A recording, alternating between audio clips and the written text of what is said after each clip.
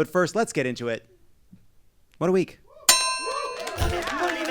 The New York Times reports that Taylor Swift was on a wish list of potential surrogates for the Biden campaign, and it caused a bunch of right-wingers to lose their entire minds. Helpfully collected here by The Recount. We have had enough of Taylor Swift for now. She shouldn't be liberal. She should be a total conservative, given everything. The Pentagon PSYOP unit pitched NATO on turning Taylor Swift into an asset. Yesterday, she flew private from New York City to Baltimore.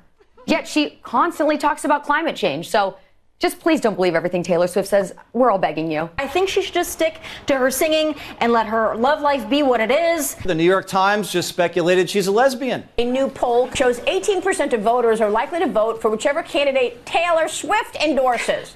Uh-oh. Biden effectively has Taylor Swift as his VP. A single post of hers led to 35,000 new registrants. That's arguably more power than the president. She's sharing links. And her boyfriend, Travis Kelce, sponsored by Pfizer.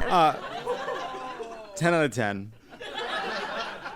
I really like the one specifically that says she should stick to singing and let her love life be what it is. Why can't the right be normal about Taylor Swift? They could learn a thing or two from her fans who just yell at her for not being the same Taylor Swift who appears in their erotic lesbian fanfic. Trump has reportedly reacted to the possibility of a Biden-Swift alliance by claiming that he's more popular than Swift with more diehard fans than she has. Okay. Sure. Prove it. Let's prove it. Name a stadium. Any stadium. Not just in America. Name a stadium on planet Earth. She'll tell people to come. You'll tell people to come. Now, maybe you're thinking, Trump, okay, she has more diehard fans, but my diehard fans are armed. Sorry, sir. But your diehard fans are her diehard fans' dads. And the code on the gun safe is mom's birthday.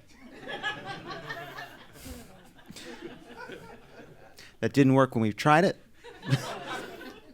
Barely worked here. But sometimes, that's not my fault, that's your fault. Thanks. In fact, Trump has been declaring to people around him that no amount of A-list endorsements will help Biden beat him. Trump allies began floating bizarre conspiracy theories about Swift and her football boyfriend after the Chiefs made it to the Super Bowl. Vivek Ramaswamy tweeted, "I wonder who's going to win the Super Bowl next month, and I wonder if there's a major presidential endorsement coming from an artificially, culturally propped up couple this fall." First of all, Taylor Swift endorsed Joe Biden in 2020. She'll hopefully do it again. And I hope she does as much for the Biden campaign as possible. But it is insane to use the same cadence and tone to claim that a person is going to endorse someone they already endorsed and to claim that the Super Bowl itself is a massive conspiracy by the woke Jews. And to be clear, Vivek didn't say it was the Jews. But anyone nodding at this conspiracy theory is not picturing a boardroom filled with Episcopalians. Speaking of the woke mind virus, the CDC announced Tuesday that syphilis has surged to its highest rate of new infections in the U.S. since 1950. See, we never talk about the upside of having an ancient president. Biden is one of the few leaders who was fucking the last time this country went through something like this. South Dakota leads the syphilis surge with a reported 87 infections per 100,000 people, more than twice the infection rate of the next most impacted state, New Mexico. Yeah, but it's not South Dakota's fault that the visitor center at Mount Rushmore is one nonstop fuckfest. You try looking up at those four giant sexy-ass heads and not get irrepressibly horny. Speaking of syphilis-ravaged brains, Donald Trump continued to wedge himself into congressional border negotiations over the weekend. He proudly claimed credit for the holdup. Please blame it on me, please, because they were getting ready to pass a very bad bill. And I'll tell you what, a bad bill is, I'd rather have no bill than a bad bill. Listen, you can't let the perfect be the enemy of the good. That's your job. You're the enemy of the good. Yeah, all right. Don't. So embarrassing. So embarrassing. When asked if Trump's intervention was holding up the bill, Speaker Mike Johnson scoffed at the idea, but added this. I have talked to former President Trump about this issue at length. President Trump is the one that talked about border security before anyone else did. He ran on, as you remember, building the wall. Why? Because he saw this catastrophe coming. Also, to answer your other question, no, this is not a dog collar with an obvious leash snaking out of my sleeve into Donald Trump's hand. That's something else. Don't worry about it. But not every Republican is on Trump's leash. Nikki Haley, who we now love, stopped by the Breakfast Club to shit-talk Donald Trump to Charlemagne. How has Trump changed politics, for the good and the bad? He's made it chaotic. He's made it self-absorbed. He's left that a president should have moral clarity and know the difference between right or wrong. And he's just toxic. On Wednesday, the House passed a $78 billion bipartisan tax bill that increases the child tax credit while also restoring corporate tax breaks. Boy, I know if Mike Johnson had his way, I'd be lobotomized and put in a Christian home for degenerate perverts. But actually, that sounds nice. I forgot what I was going to say. While talking to the press about the bill, Grover Norquist, president of the anti-tax group Americans for Tax Reform, compared tax cuts to sex. Tax cuts are like sex, Norquist continued. Both make me come. Tax cuts are like sex, Norquist continued. Real wet and goopy. Okay, wait. I fucked up the analogy. I'm sorry. The tax bill now heads to the Senate, where it's not certain to pass. When asked about it, Senator Chuck Grassley explained, I think passing a tax bill that makes the president look good, may allow checks before the election, means that he can be reelected, and then we won't extend the 2017 tax cuts. Chuck Grassley is 90 years old. You want him to remember to pretend to have a legitimate reason to oppose a bill? He calls any woman under 70 within 10 feet of a telephone the girl. For 90, he's crushing. Who could do it better? Any 50-year-old? Sure. Fine. Whatever. Meanwhile, Missouri Congresswoman and squad member Cori Bush confirmed that she's being investigated by the Justice Department for using campaign funds to pay for security. Where you cut down a George Santos, 5 more George Santoses will grow, cried George Santos, scampering across the ceiling. Bush. It's funny to say Bush denies any wrongdoing because it like alights a different memory, you know? Like Bush denies any right. Bush denies any wrongdoing, saying in a statement, as a rank-and-file member of Congress, I am not entitled to personal protection by the House and instead have used campaign funds as permissible to retain security services. Any reporting that I have used federal funds for personal security is simply false. Last February, Bush married her security guard, then kept him on the campaign payroll for security services. It's like no one has ever seen The Bodyguard. What was she supposed to do? Not fall in love? I don't know how much we're allowed to play. That's it. On Sunday, former House Speaker Nancy Pelosi said she wants the FBI to investigate protesters calling for a ceasefire in the Israel-Hamas war. Honey, we're way ahead of you, said a deep-cover Portland area FBI agent, snapping his clip-on septum ring back into place. Meanwhile, the Capitol Visitor Center accused Republican Congressman Rich McCormick of unsafe actions while on a tour of the Capitol's dome for doing pull-ups on a crossbar suspended hundreds of feet above the ground while his staff filmed it. Get ready with me while I plummet to my dev. Honestly, I do think this sounds like one of the safest things the Republicans done in the Capitol lately. I think we'd all rather he parkour off Daniel Webster's statue into the reflecting pool than text an insurrectionist what Ilhan Omar is wearing while trying to require phrenology in America's schools. That's next. The woke police took the fucking white skulls out of the building. You know what I mean? With the little lines on it. Where you can tell, that's good. He's got a degenerate chin. That kind of thing. They'll bring it back.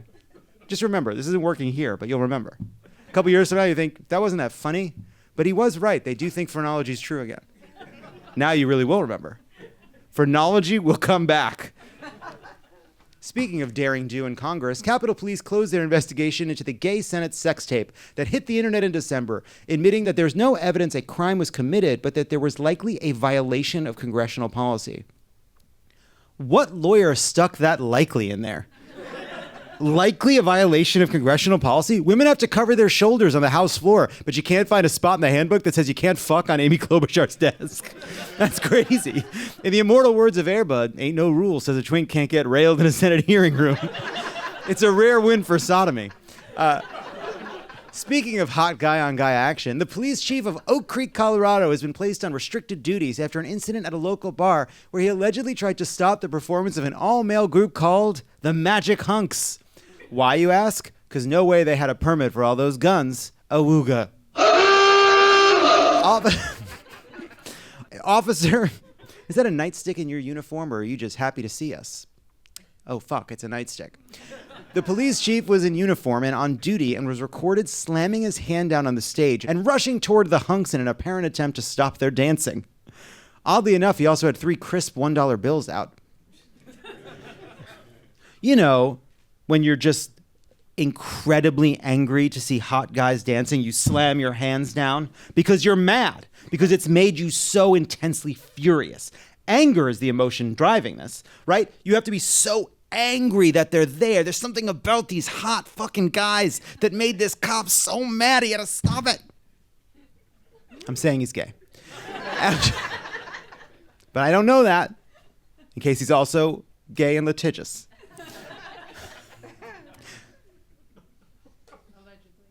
I don't think he'd sue if he weren't gay, though. Now I'm covered. After 2 years of uncertainty, the highest court in sports has disqualified Russian figure skater Kamila Valieva from the 2022 Beijing Olympics for doping. Valieva denied the charges after exploding Kool-Aid Man-like through the exterior wall of the courthouse.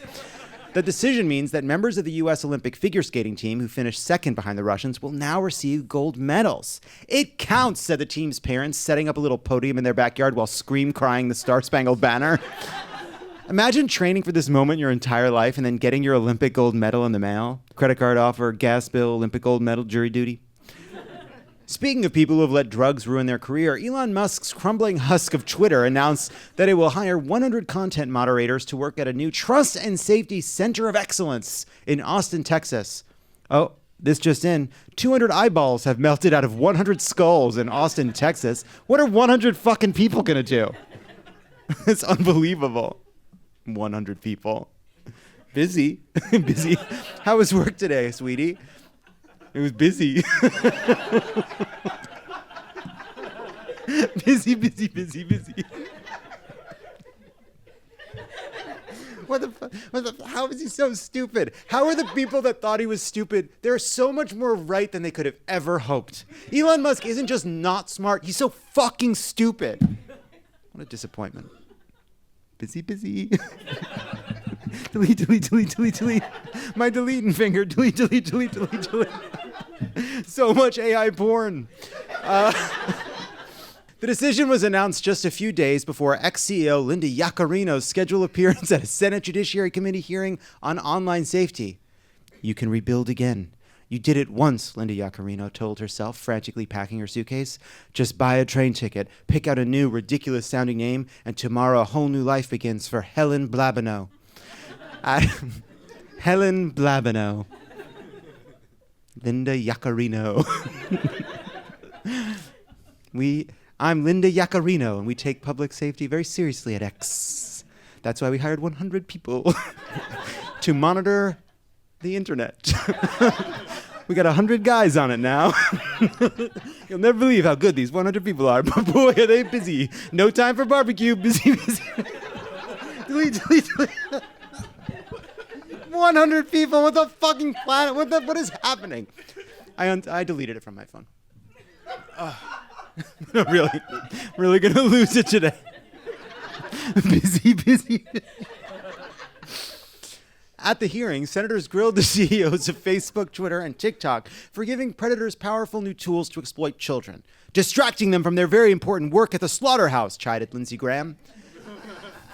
Also this week, Elon Musk announced that his company Neuralink had implanted one of its brain devices in a human for the first time. It's too soon to tell if the device has conferred any benefit on the recipient, Musk explained. We'll need to wait a bit and see if the guy in the control group also twists off his own head.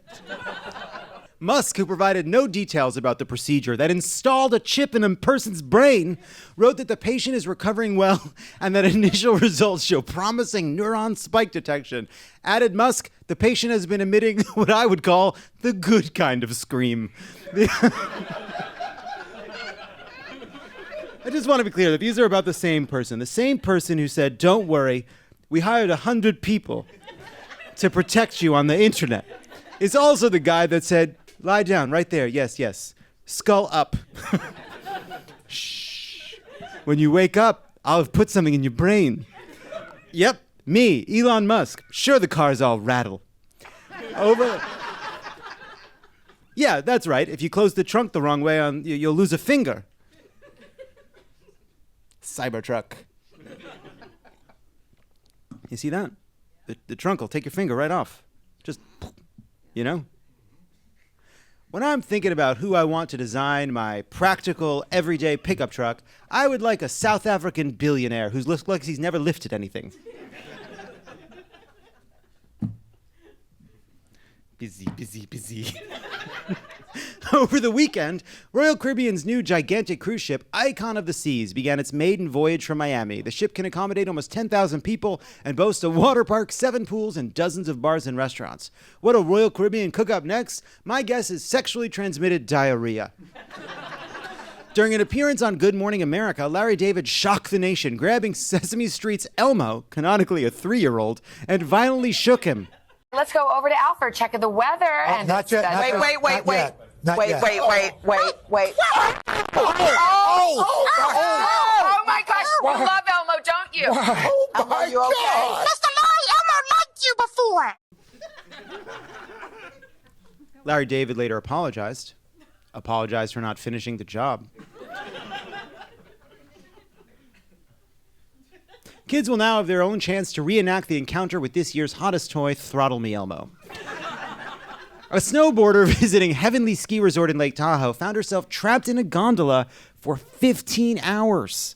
In freezing overnight temperatures, the snowboarder Monica Lasso boarded the gondola to get down the hill at around 5 p.m. on Thursday when it stopped for the night. "A job well done," said the gondola's operator. "The guy whose friends froze to death in his backyard after watching the Chiefs game."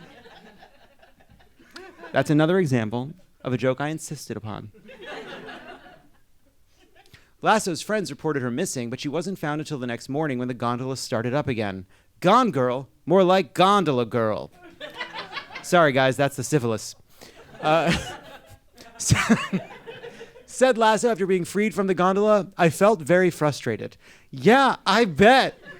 A gorgeous understatement. Disappointing visit. I will be knocking a star off my Google review once they finish removing the 3 black toes. Too much? A Japanese macaque monkey escaped an enclosure in the Highland Wildlife Park in Scotland on Sunday and was on the run for 5 glorious days. An official statement from the monkey reads, "They may take my life, but they'll never take my freedom." Nope. Said nearby resident Carl Nagel, "There's been a daily epic monkey hunt going on in this village in the last couple of days. You would think we were chasing an international fugitive instead of an innocent monkey. Actually, it turns out the monkey had been hiding in plain sight as the most beautiful woman in Scotland." Let the Scottish emails roll in. And finally, a New Jersey animal shelter has announced a Valentine's Day promotion. In exchange for a $50 donation, the shelter will name a feral cat after your ex and then neuter or spay that cat. But for $25 more, you could try therapy.